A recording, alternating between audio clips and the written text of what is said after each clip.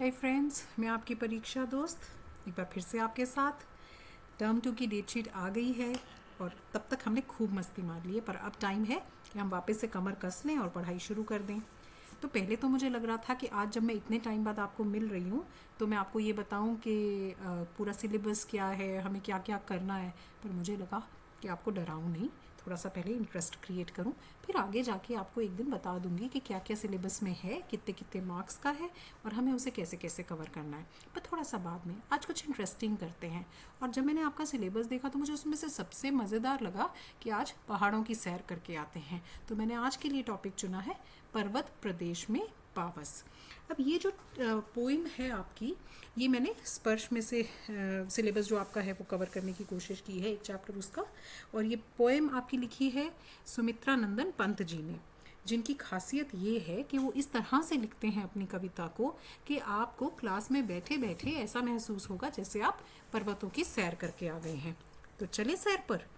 ऐसा करते हैं कि कविता को पढ़ने से पहले एक बार सोचते हैं, एक बार महसूस करते हैं कि हम कहाँ खड़े हैं, हम किस मौसम में खड़े हैं। तो सबसे पहले अगर मौसम की बात करें तो मौसम है वर्षा ऋतु का, ठीक है, बारिश का मौसम है। पावस ऋतु थी पर्वत प्रदेश, पल पल परिवर्तित प्रकृति वेश। तो ये बात तो बिल्कुल सिंपल है कि जब वर्षा ऋतु आई पहाड़ों पर तो पल पल जो प्रकृति है अपना वेश, अपना आकार बदलती रहती है, उसमें बार बार बदलाव आता रहता है। कभी धूप आ जाती है, कभी धुंध आ जाती है, कभी बारिश आती है, कभी वहाँ पर कोहरा छा जाता है। तो इस तरह से काफ़ी चेंजेस आते रहते हैं। तो उन चेंजेस के बारे में बात कर रहे हैं कवि इसमें।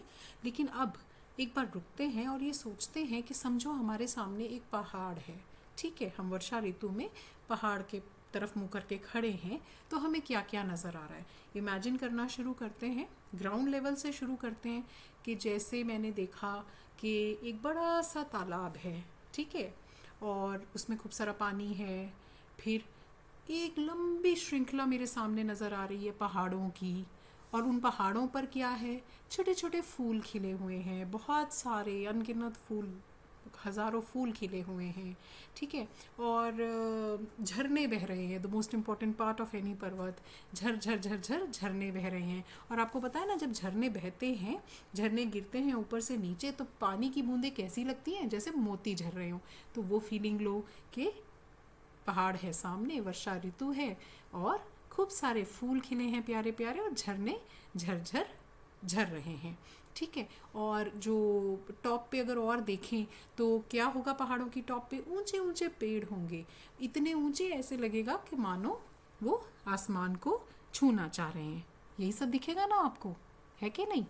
तो इन्हीं सब के बारे में अपने पहले पैराग्राफ में उन्होंने, कवि ने वर्णन किया है। देखिए उनका फर्स्ट पैराग्राफ। तो मैं अभी एक्सप्लेन नहीं कर रही हूँ कविता, अभी तो मैं बेस बना रही हूँ ताकि आप सबको ये लगे कि आप एक्चुअली पहाड़ों की तरफ मुँह करके खड़े हैं। तो देखिए, क्या कवि ने भी जो जो चीज़ें हम सोच रहे हैं, क्या कवि ने उन सब चीज़ों का वर्णन किया है। देखो, मेखलाकार पर्वत अपार, तो पहाड़ की बात की है। मेखलाकार मतलब लंबी सारी श्रृंखला की बात की है। फिर अपने सहस्र दृघ सुमन फाड़, थोड़ा सा टेक्निकल लैंग्वेज है बट अल्टीमेटली फूलों की बात भी यहाँ पे कर दी है। सुमन का मतलब फूल होता है, ठीक है। और अब लोग रहा, मैं वर्ड बाय वर्ड आपको कराऊंगी। पहले ढूंढते हैं कि जो जो फीचर्स हम ढूंढ रहे थे पहाड़ों के, क्या उन सब की बात आई है। तो हमने पर्वत की बात की, फूलों की बात की, ताल, हाँ देखा ना, जिसके चरणों में पड़ा पला ताल, तो मतलब हम तालाब की बात भी कर रहे हैं नीचे, ठीक है। अच्छा, उसके बाद क्या हम झरनों की बात कर रहे हैं, गिरी का गौरव गाकर झरझर, हाँ देखो यहाँ पे आगे झरने, और कैसे वाले, मोती की लड़ियों से सुंदर झरने। फिर आगे भी कुछ कह रहे हैं, गिरिवर के उर से उठकर उच्चाकांक्षाओं से तरुवर, देखो ये तरुवर की भी बात भी कर दी उन्होंने, तो पेड़ों की बात भी कर दी, ठीक है। नीरव नभ पर, हाँ झांक रहे नीरव नभ पर, मतलब वो पेड़, ऊंचे ऊंचे पेड़ जो आकाश को देख रहे हैं, आकाश को छूने की कोशिश कर रहे हैं, तो उनकी बात भी कर दी, ठीक है। तो फिर उसके बाद क्या हुआ, उसके बाद उड़ गया अचानक लोभ उधर। अच्छा, उड़ेगा तो कैसे गुम हो सकता है, और गुम कैसे होगा, जब धुंध आएगी तो वैसे ही सब कुछ होते हुए भी गुम हो जाता है। तो लास्ट पैराग्राफ में, क्योंकि उन्होंने पहले पैराग्राफ में भी यही बात की है कि वर्षा ऋतु आते ही प्रकृति में बहुत सारे चेंजेस आते हैं, बार बार उसका वेश प्रकृति का बदलता है, तो कहीं धूप आती है, कभी बारिश आती है, तो उन्होंने उसी को लास्ट में एंडिंग में कह दिया हमें कि उड़ गया भूधर, मतलब इतनी धुंध आ गई है कि सब कुछ नज़र आना बंद हो गया है। यहाँ पे आके उन्होंने अपनी कविता को ख़त्म किया है। समझ आए बच्चे? तो इसका मतलब उन्होंने शुरू में जो एक्सप्लेन किया है वो एक्सप्लेन किया है कि पहाड़ों पर प्रकृति का रूप कैसा है, उसके हर एलिमेंट को उन्होंने एक्सप्लेन किया है। तो समझ आई ना बात? मतलब सिंपल पहाड़ों की बात है। तो अभी हमने क्या किया, अभी हमने इमेजिनेशन में वो सारा को सबको विजुअलाइज किया। अब हम थोड़ा सा और टेक्निकली पढ़ते हैं। अब टेक्निकल करने के लिए देखो, कोई भी कवि क्या करेगा, कोई भी कवि जो है वो अगर झरने की बात करेगा तो झरनों के लिए कुछ खूबसूरत लाइनें यूज़ कर देगा। ये कह देगा कि झरनों की जो आवाज़ है, जो झरने इतना आवाज़ कर रहे हैं, उस आवाज़ के थ्रू वो क्या कहना चाह रहे हैं, ऐसा कुछ कर देगा।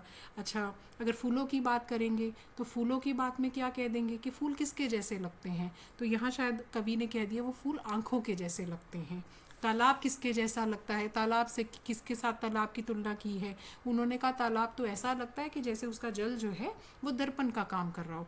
तो अगर पहाड़ ने अपना रूप देखना है, महान रूप, अपना जो विशाल रूप है, अगर वो देखना है तालाब में तो उसको आंखें भी चाहिए। तो अब आंखें किसको बना दिया, भाई कवि है ना, किसी भी चीज़ को कुछ भी बना सकता है। तो उन्होंने क्या कहा, भाई अब अपना छवि देखनी है, आंखें चाहिए। तो आंखें कौन है, वो जो इतने सारे फूल कवि को दिख रहे थे उसको आंखें बना दिया। समझ रहे हैं? तो झरनों की बात कर दी उन्होंने, तालाब की बात कर दी, इसी तरह फूलों की बात कर दी, पहाड़ इटसेल्फ कैसे दिख रहे हैं उसके बारे में कहा, क्योंकि उनको पहाड़ों की एक लंबी श्रृंखला दिख रही है। तो उन्होंने क्या किया, उसको उसका कंपैरिजन भी करघनी के साथ कर दिया। जब मैं आपको वर्ड बाय वर्ड एक्सप्लेन करूंगी तो बताती हूँ करघनी क्या है। ठीक है, तो उन्होंने किया क्या, अल्टीमेटली कुछ चीज़ों की किसी से तुलना कर दी, उनको रूप दे दिया, फिर कुछ चीज़ों के लिए ये कह दिया कि ये हमें किस चीज़ की प्रेरणा दे रहे हैं। ठीक है, जैसे उन्होंने पेड़ों की बात कर दी, तो ये कह दिया कि ये पेड़ जो आकाश को छू रहे हैं ये हमें भी ऊंची इच्छाएं, ऊंची ऊंचाइयों को टच करने की प्रेरणा देते हैं। ठीक है, तो उन्होंने प्रकृति के हर एलिमेंट को पकड़ा और फिर उसको एक्सप्लेन किया पहले पैराग्राफ में। समझ रहे हैं आप? सबसे फर्स्ट पैराग्राफ में उन्होंने प्रकृति के बदलते रूप की बात की कि वर्षा ऋतु आने पर बदलती है। सेकंड पैराग्राफ में देखो, मैं आपको इसके साथ साथ ही दिखा देती हूँ। देखो, इसमें उन्होंने वर्षा ऋतु आने पर प्रकृति का जो रूप बदलता है उसके बारे में बात की।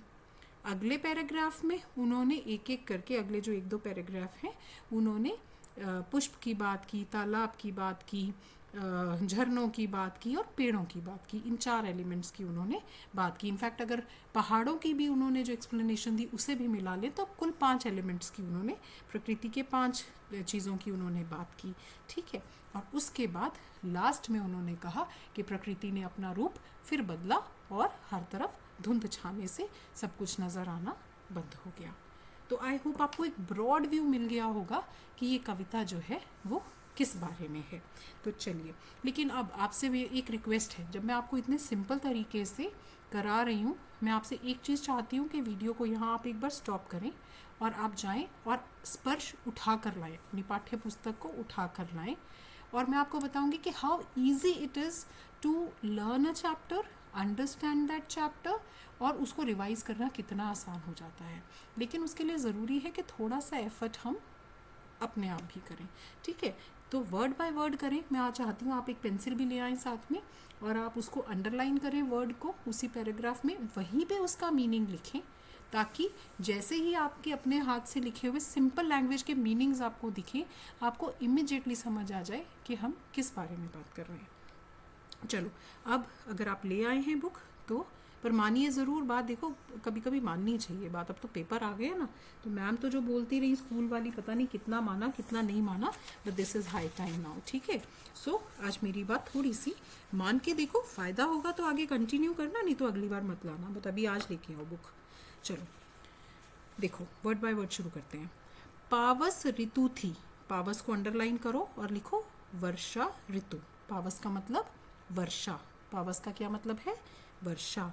वर्षा ऋतु थी पर्वत प्रदेश। तो जैसे ही आपने वर्षा वर्ड लिखा ना, आपको अपने आप दूर से नजर आ जाएगा कि वर्षा ऋतु थी पर्वत प्रवेश। ठीक है, तो क्या हुआ? कौन सी ऋतु आ गई? वर्षा ऋतु आ गई।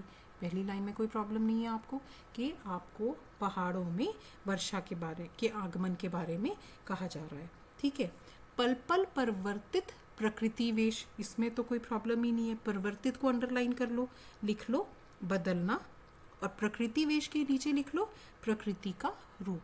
तो अब आपको मैंने अंडरलाइनिंग में लिखवाया वर्षा ऋतु फर्स्ट लाइन में, सेकेंड लाइन में लिखवाया परिवर्तित मतलब बदलना, और लास्ट प्रकृति वेश में लिखवाया प्रकृति का रूप। तो जैसे ही आपने ये 3 वर्ड्स लिखे ना, वर्षा ऋतु, बदलना, प्रकृति का रूप, देखो आपको पॉइंटर्स मिल गए। ठीक है, अब आपको कहीं जाके लर्न करने की ज़रूरत नहीं है। अब आप क्या करेंगे, जब आपको जैसे ही आप किताब खोलेंगे आपको पॉइंटर्स मिल गए कि मैंने अब अपना सब्जेक्टिव आंसर लिखते हुए इन्हीं पॉइंटर्स को एक्सप्लेन करना है। इसी को थोड़ा सा लंबा खींचना है डिपेंडिंग अपॉन कि मेरा क्वेश्चन कितने वर्ड्स वाला क्वेश्चन है, कितने मार्क्स वाला क्वेश्चन है। अब जब हमने पॉइंटर्स लिख लिए, चलो अब इसे लाइन में कन्वर्ट करें इसी पैराग्राफ को। चलिए करते हैं। कवि कहता है कि पर्वत क्षेत्र में वर्षा ऋतु का आगमन हो गया है, जिसकी वजह से प्रकृति के रूप में बार बार बदलाव आ रहा है। कभी वहाँ बारिश होती है, कभी वहाँ धूप निकलती है, और कभी कभी वहाँ धुंध छा जाती है। समझ गए? तो हमारा काम क्या है? वर्ड मीनिंग्स के थ्रू पॉइंटर्स लेना, पॉइंटर्स के थ्रू सब्जेक्टिव आंसर में अपने पैराग्राफ को कन्वर्ट करना। आई अगेन रिपीट, कवि कहता है पर्वत क्षेत्र में वर्षा ऋतु का आगमन हो गया है, जिसकी वजह से प्रकृति के रूप में बार बार बदलाव आ रहा है। कभी बारिश होती है, कभी धूप निकलती है, और कभी कभी धुंध छा जाती है। आई होप इस पैराग्राफ में किसी को कोई डाउट नहीं है। चलिए, मेखलाकार, मेखलाकार क्या होता है? मेखलाकार पर्वत अपार। मेखलाकार का मतलब होता है, जैसे अगर हम कंपैरिजन करें, मतलब जो लंबी श्रृंखला की हम बात करते हैं उसे हम मेखलाकार कहते हैं। और इसको हम ये ऐसा, आपने अगर कभी नोटिस किया हो, लेडीज ना अपनी कमर पर एक आभूषण बांधती हैं। ठीक है, वो लंबा सा एक आभूषण होता है गोलाई की आकार का। ठीक है, वो कमर में बांधा जाता है और उसको करघनी कहते हैं हम। ठीक है, तो आप मेखलाकार पर्वत के लिए लिख लीजिए करघनी। ठीक है, या कमर पे बांधने वाला आभूषण, गोलाकार आभूषण। ठीक है, मेखलाकार पर्वत अपार अपने सहस्र दृग सुमन फाड़। सहस्र के लिए अंडरलाइनिंग कीजिए, हजार। सहस्र का मतलब हजार। दृग सुमन को अंडरलाइन करो, पुष्प रूपी आंखें। सहस्र मतलब हजार, अपने हजार पुष्प रूपी आंखें। अवलोक, अवलोक करना मतलब देखना। अवलोक रहा है बार बार, देख रहा है बार बार। अवलोक को करो, देख रहा है बार बार। नीचे जल में निज महाकार। निज मतलब अपना, महाकार मतलब विशाल आकार। आई होप आप लिख रहे हो। निज मतलब अपना, महाकार अंडरलाइन करो, विशाल आकार। जिसके चरणों में पला ताल, ताल मतलब तालाब। दर्पण, दर्पण मतलब आईना, सा फैला है विशाल। तो अब देखो, ठीक है, लिख लिए सारे पॉइंटर्स लिखे। तो मुझे पॉइंटर्स जो है यूज़ करने हैं। अब क्या करने के लिए पॉइंटर्स मैं रिपीट कर देती हूँ। मेखलाकार मतलब करघनी, सहस्र मतलब हजार, दृग सुमन मतलब पुष्प रूपी आंखें, अवलोक देखना, निज अपना, महाकार विशाल आकार, ताल तालाब, दर्पण मतलब आईना। अब इसको ना डिस्क्रिप्टिव में कन्वर्ट करने के लिए मैं चाहूँगी कि आप नीचे से ऊपर की तरफ चलिए पैराग्राफ में। कैसे? कि पहाड़ के चरणों में जो विशाल तालाब फैला है वो मानो दर्पण जैसा है, जिसमें पहाड़ अवलोक रहा है को कनेक्ट करते हैं, अब सेकंड उसको कनेक्ट करते हैं कि जिसमें देख रहा है बार बार कौन। अब फर्स्ट से कनेक्ट करो पर्वत, कि देख रहा है पर्वत। कैसा पर्वत? पर्वत कैसा है? करघनी के आकार का पर्वत, महान आकार वाला पर्वत। तो आप इसको कह सकते हैं कि चरणों में फैले हुए विशाल तालाब में जो इस समय दर्पण जैसा काम कर रहा है, उसमें अपनी छवि देख रहा है बार बार वो विशाल पर्वत, जिसकी इस समय जो सुंदरता है, तुलना है हम कर सकते हैं करघनी से। और किसके थ्रू देख रहा है? देख रहा है पुष्प रूपी आंखों से। आपको बात समझ में आई? ठीक है, तो हम नीचे से ऊपर जा रहे हैं कि तालाब में बार बार अपनी महान छवि को हजारों फूलों की आंखों से पर्वत देख रहा है। Is it okay? आइडिया मिला? अब इसको हम प्रॉपर, एक बार हमने समझ लिया कि ये पैराग्राफ कहना क्या चाह रहा है, अब इसको हम प्रॉपर लाइंस में ले जाते हैं कि इस पद्यांश में कवि ने पहाड़ों के आकार की तुलना करघनी से की है। करघनी मतलब कमर में बांधने वाला आभूषण। और कवि कहना चाहता है कि करघनी के आकार वाला जो पहाड़ है वह अपने हजारों पुष्प रूपी आंखों से नीचे जल में अपने विशाल आकार को देख रहा है। ठीक है, ऐसा लगता है जैसे जिस तालाब को पहाड़ ने अपने चरणों में पाला था, वह तालाब आज उसी का आकार देखने के लिए मानो आईना सा बन गया है। बात समझ में आई? तो आपने ये सारे क्योंकि वर्ड मीनिंग्स नोट कर लिए हैं, इसलिए आपको उसको डिस्क्रिप्टिव में, और देखो डिस्क्रिप्टिव जब बनाना है तो ज़रूरी नहीं है कि जो लाइंस मैं बोल रही हूँ वही आपको, जब भी एग्जामिनर आपका पेपर चेक करेगा वर्चुअली वो क्या नोट करेगा कि आपने सारे पॉइंटर्स ले लिए हैं, आपने तालाब को आईना कह दिया है, आपने फूलों को आंखें कह दिया है, कि आपने ये पैराग्राफ के इस बात को पकड़ लिया है कि पहाड़ को करघनी से कंपेयर किया गया है। समझ रहे हो? क्या आपने कह दिया है कि वह अपने महान आकार की जो छवि है उसको तालाब में देख रहा है। तो आप इन्हें चाहे एक लंबे लाइन में ना लिखें, छोटे छोटे लाइंस में लिख दें, लेकिन वर्चुअली जो आपके मेन पॉइंटर्स हैं वो आपके उस एक्सप्लेनेशन में कवर हो जाने चाहिए। ठीक है, हाँ, लेकिन एक्सप्लेन करते समय आपको ये ज़रूर देखना है कि आपका जो वर्ड लिमिट है उस पर्टिकुलर क्वेश्चन की, क्योंकि देखिए लंबे में भी पूछा जा सकता है वही क्वेश्चन, छोटे में भी पूछा जा सकता है। सो ऑलवेज ट्राई कि आप जो वर्ड लिमिट है उसको आप एक्सीड ना करें। तो कोशिश करिए कि उसको इस तरीके से लिखें कि वो विद इन वर्ड लिमिट आप सारी बात को कह पाएँ। समझ आ गई बेटा आपको? तो उसने पहले बार तो सिर्फ तालाब में अपनी छवि देखने की बात की है, तो उसने कुछ एलिमेंट्स तो यहाँ पे कवर कर लिए, तालाब को, पुष्पों को और अपने महान आकार को कवर किया है। अब इसके आगे अब हमारे पास रह गए हैं झरने और पेड़। ठीक है, हमने 5 की बात की थी ना, तो 3 तो पहले वाले पैराग्राफ में कवर हो गए, और अब बाकी जो बचे हुए 2 हैं ये अगले पैराग्राफ में आ गए। अब झरनों की बात कर रहे हैं। देखो झरनों के लिए उन्होंने कहा है, गिरी का गौरव गाकर झरझर, मद में नस नस उत्तेजित कर, मोती की लड़ियों से सुंदर, झरते हैं झांग भरे निर्झर। मतलब अब हम इसमें पॉइंटर्स को फिर से नोट करते हैं। गिरी का मतलब क्या होता है? पहाड़। और झरझर मतलब हम झरनों के बारे में बात कर रहे हैं। मद मतलब मस्ती। तो इसमें इतना सा ही अगर आप पॉइंटर्स नोट करते हैं, और अंडरलाइन कर लीजिए एक मेन पॉइंटर मोती की लड़ियाँ, जिसका मीनिंग सेल्फ एक्सप्लेनेटरी है। तो इसके हिसाब से हम ये कहेंगे कि ये जो झरने हैं, एक तो वो कहना चाहता है कि किसके जैसे लग रहे हैं, और दूसरी बात ये कह रहा है कि वो क्या गा रहे हैं, और तीसरी बात कह रहा है कि वो ये सब गाकर क्या करने की कोशिश कर रहे हैं।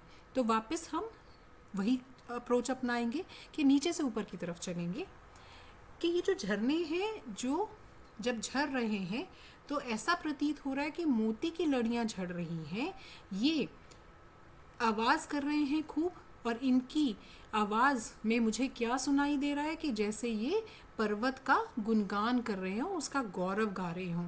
और जब मैं इनको इतना अच्छे से ये गौरव गान करते हुए इनकी आवाज़ को मैं सुन रहा हूँ, तो मुझे ऐसा लग रहा है कि जैसे ये मेरे मन में उत्तेजना पैदा कर रही हूँ, उत्साह पैदा कर रही हूँ। मतलब उनकी ऐसी आवाज़ से मेरे मन में बहुत मस्ती का माहौल आ रहा है, बहुत उत्तेजना का माहौल पैदा हो रहा है। ठीक है, तो ये झरनों के बारे में बात कर रहे हैं। 3 पॉइंटर्स हमारे झरनों को लेकर उन्होंने दिए हैं। और उसके बाद वो कह रहे हैं पेड़ों के बारे में। जो लास्ट एलिमेंट उन्होंने टच अपॉन किया है वो है पेड़। गिरिवर के उर से उठकर, अब इसमें उर वर्ड का मतलब होता है हृदय। ठीक है ना, कि उसके हृदय से, जैसे जड़ें उसकी हृदय में हो पहाड़ की। उच्चाकांक्षा मतलब ऊंचा उठने की कामना। तरुवर मतलब पेड़। ठीक है, और नीरव नभ पर, ठीक है, नीरव नभ का मतलब शांत आकाश। नीरव नभ का मतलब शांत आकाश। अनिमेष एकटक, ये वर्ड मीनिंग बहुत इंपॉर्टेंट है, सिर्फ एक्सप्लेनेटरी नहीं है। भूल जाएंगे तो कुछ ना कुछ पॉइंटर आप डिस्क्रिप्टिव में नहीं लिख पाएंगे। So concentrate. अनिमेष का मतलब है एकटक। अटल कुछ, अटल मतलब बिना हिले।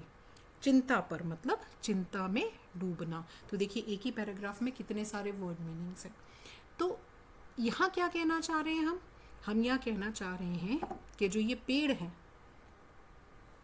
ऐसा लग रहा है कि मानो ये पर्वत के हृदय में इन्होंने जन्म लिया हो, वहाँ से उठकर ये, मतलब वहाँ उगे हों और वहाँ से उठ कर के ये और ऊंचे उठते चले गए। और ये अब क्या कर रहे हैं, ये झांक रहे हैं शांत आकाश को। नीरव नभ, तो आपको शांत वर्ड वहाँ ज़रूर लिखना है। शांत आकाश पर। और कैसे झांक रहे हैं, अनिमेष, अटल, ठीक है, और चिंता में डूबे हुए। 3 क्वालिटीज़ बताई हैं, तीनों आपने ज़रूर लिखनी है, एक भी मिस नहीं करनी है। ठीक है, एक टक देख रहे हैं, अटल खड़े हुए एक टक देख रहे हैं, और ऐसा प्रतीत होता है जैसे चिंता में डूबे हुए हों। और उन्हें किस चीज़ की चिंता है, क्या सोच रहे हैं वो ऊपर देखते हुए कि काश हम इस आकाश को छू पाए। मतलब उनके अंदर जो ऊंचा उठने की कामना है उसकी सोच में वो डूबे हुए हैं। और वो हमें क्या कहना चाहते हैं, कवि कहना चाहते हैं कि ये हमें वो दे रहे हैं, प्रेरणा दे रहे हैं। ये आकाश को निहारते हुए पेड़ हमें प्रेरणा दे रहे हैं कि हमें निरंतर ऊंचा उठने का प्रयास करते रहना चाहिए। बात समझ में आ गई। तो ऊपर झरनों के बारे में बात की है, जहाँ पे उन्होंने उसका जो विशेषण है वो दिया था कि वो मोती की लड़ियों जैसे लगते हैं। ठीक है, और वो कर क्या रहे हैं ये बताया था कि वो गिरी का गौरव का गुणगान कर रहे हैं, पहाड़ के गौरव का गुणगान कर रहे हैं और मन में उत्तेजना भर रहे हैं। और नीचे कहा कि तरुवर जो है आकाश को छूने की कोशिश में झांक रहे हैं उसको, आकाश को। और क्वालिटीज़ दी कि किस तरीके से झांक रहे हैं कि बिल्कुल जो है वो एक टक देख रहे हैं, अटल एक तक, और चिंता में डूबे हुए प्रतीत हो रहे हैं। और नभ कैसा है, आकाश कैसा है, नीरव शांत आकाश है, उसको देख रहे हैं। तो ये मेन पॉइंटर्स आपने याद रखने हैं। तो चलिए अब इसको डिस्क्रिप्टिव पैराग्राफ में कन्वर्ट कर देते हैं। इस पद्यांश में कवि कहता है कि मोती की लड़ियों के समान सुंदर झरने झरझर की आवाज़ करते हुए बह रहे हैं और वे पहाड़ों का गुणगान कर रहे हैं। ठीक है, और उनकी ये जो ध्वनि है, करतल ध्वनि, यह नस नस में उत्साह और मस्ती भर देती है। और नेक्स्ट पैराग्राफ में वो कह रहे हैं कि पहाड़ों के हृदय से उठकर अनेकों पेड़ ऊंचा उठने की इच्छा लिए एक टक दृष्टि से स्थिर होकर शांत आकाश को देख रहे हैं। और ऐसा लग रहा है जैसे वो चिंता में डूबे हुए हैं और वे हमें निरंतर ऊंचा उठने की प्रेरणा दे रहे हैं। I hope you do not have any doubt in this. कोई डाउट है तो कमेंट सेक्शन में लिख दो, आपको जल्दी उसका आंसर मैं दे दूंगी साथ ही। ठीक है, तो समझ में आई। तो अब हम कहाँ घूम के आए, हम पहाड़ों में घूम के आए।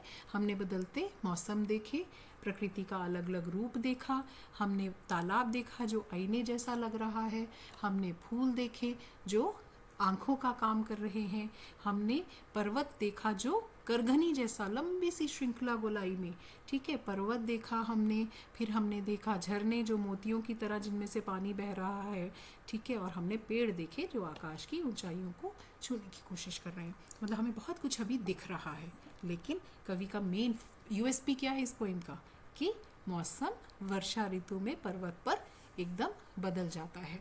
तो अगले पैराग्राफ में कह रहे हैं अभी मुझे इतना कुछ दिख रहा था, अरे अभी तो सब कुछ गायब हो गया।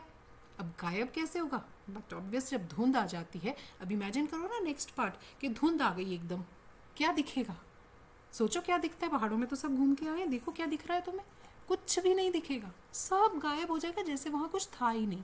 क्या दिखेगा? खाली धुंध। और वो किसके जैसी दिखेगी? जैसे आकाश ही ज़मीन पे आ गया, सब बादल बादल बादल, है ना। तो वही कुछ उन्होंने थोड़े कवि अंदाज में अपने लास्ट पैराग्राफ में एक्सप्लेन किया है, ठीक है। तो चलो लास्ट पैराग्राफ देखते हैं।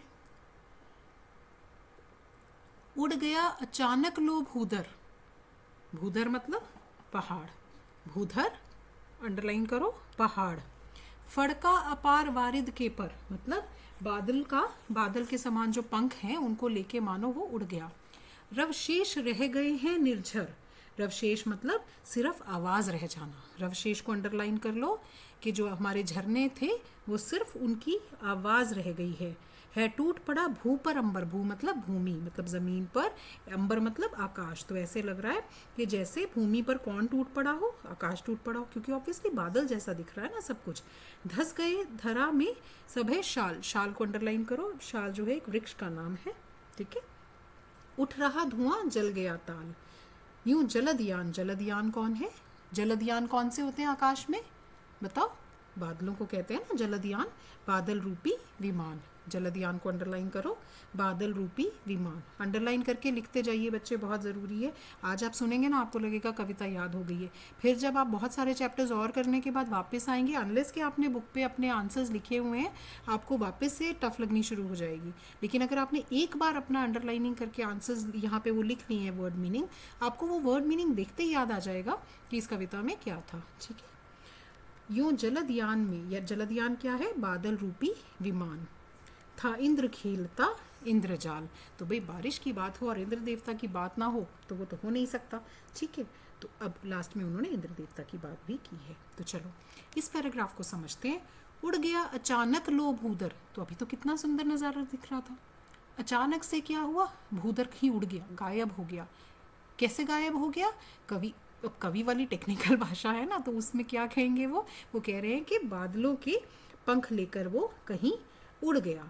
और क्या रह गया? अब हमें क्या सुनाई दे रहा है? खाली कुछ रहा अगर तो सिर्फ क्या सुनाई दे रहा है? दिखाई नहीं दे रहा है, सुनाई दे रहा है खाली। हमें क्या सुनाई दे सकता है? सुनाई देने वाली तो एक ही चीज़ थी पूरी कविता में, वो क्या था? झरनों की आवाज़। तो हमें केवल आवाज़ सुनाई दे रही है, क्योंकि ऐसा क्यों हुआ है? क्योंकि टूट पड़ा भू पर अंबर, क्योंकि सारे बादल बादल आ गए, है ना, सारी धुंध पड़ गई है, सारे बादल आ गए हैं, तो इसलिए हमें अब कुछ दिखाई नहीं दे रहा। ऐसे लग रहा है बादलों के पंख लगाकर वो इतना जो विशाल पर्वत था वो भी उड़ गया है और हमें सिर्फ झरनों की आवाज़ सुनाई दे रही है।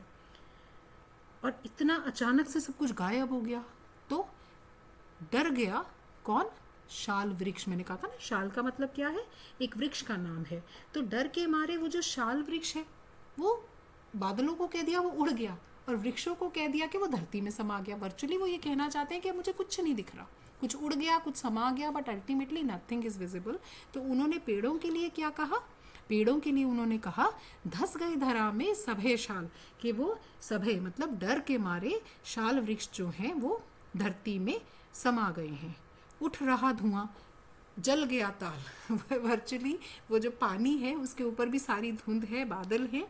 तो क्या कह रहे हैं कवि? ऐसा लग रहा है कि जो पानी था उसमें आग लगकर खाली धुआं ही धुआं हो गया हो। तो पानी के बिल्कुल ऊपर भी उनको खाली धुंध नज़र आ रही है। यूं जलदयान में विचर विचर, और ये सारा जो है ये सब चेंजेस जो है ये प्रकृति का परिवर्तित रूप कौन दिखा रहा है ये जादू खेल कि कोई चीज़ कभी आ गई, कोई चीज़ कभी गायब हो गई, ये सब खेल जो है ये कौन दिखा रहा है?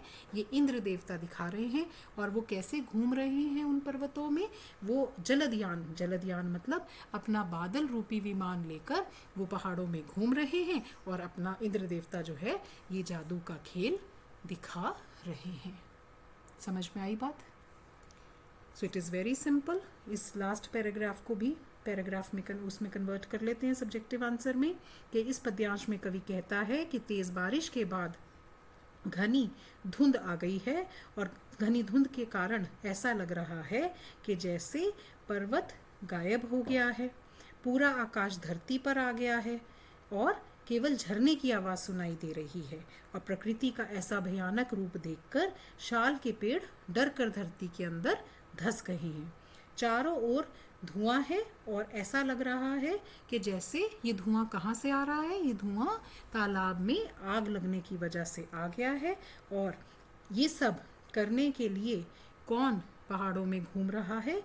ये सब इंद्र देवता जादू का खेल दिखा रहे हैं, क्योंकि वे बादल रूपी विमान को लेकर इधर उधर पहाड़ों में घूम रहे हैं। समझ में आ गई बेटा? तो मैं आपको लास्ट में फिर समराइज कर देती हूँ कि हमने क्या किया। फर्स्ट पैराग्राफ में हमने कहा कि पर्वत में प्रवेश कर चुकी है वर्षा ऋतु और बार बार प्रकृति जो है अपना वेश परिवर्तित कर रही है, प्रकृति के वेश में बदलाव आ रहा है। फिर हमने 5 एलिमेंट्स ऑफ प्रकृति के बारे में बात की: पहाड़, फूल, ताल, झरने और पेड़। ठीक है। पहाड़ों को हमने करगनी के समान कहा, फूलों को हमने आंखों के समान कहा, तालाब को हमने दर्पण के समान कहा, झरनों को हमने मोतियों की लड़ियों जैसा कहा, और जो तरुवर को हमने कहा तो पेड़, मगर ये कहा कि वो हमें प्रेरणा दे रहे हैं ऊंचा उठने की। ये सारी बातें कही जो हमें दिखाई दे रही थी, उनके बारे में हमने बातें की।